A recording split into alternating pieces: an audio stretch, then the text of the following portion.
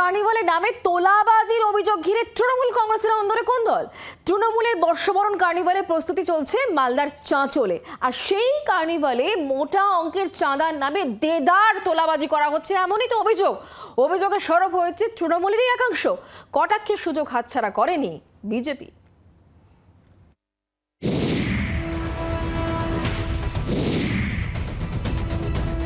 বর্ষবরণে জনসংযোগে carnival.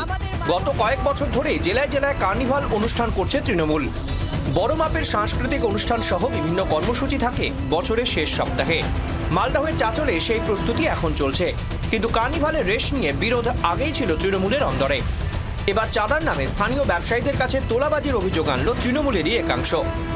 একটা প্রোগ্রামে কত টাকা খরচ হয়? স্বাভাবিকভাবে 3 লাখ টাকা 2.5 লাখ টাকা এর মধ্যেই খরচ হয়। টাকা তোলা হচ্ছে 30 থেকে 35 লক্ষ টাকা। যদিও অভিযোগ ভিত্তিহীন বলে দাবি কার্নিভাল কমিটিতে থাকা তৃণমূলের নেতাদের।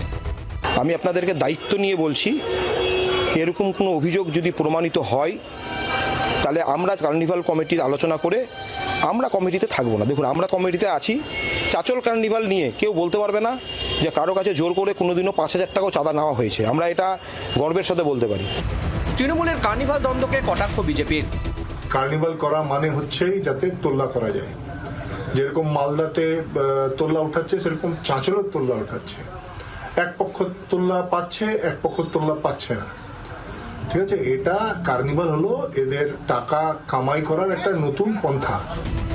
চাঁচলে যেখানে কার্নিভাল হচ্ছে সেখানে গত বছর কার্নিভাল চলাকালীনই রণক্ষেত্রের পরিস্থিতি তৈরি হয়।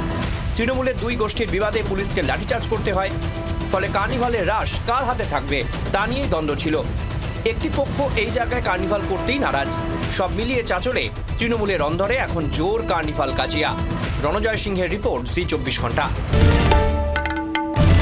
বাংলার আওয়াজ, বাঙালির আবেগ, জি24 ঘন্টা।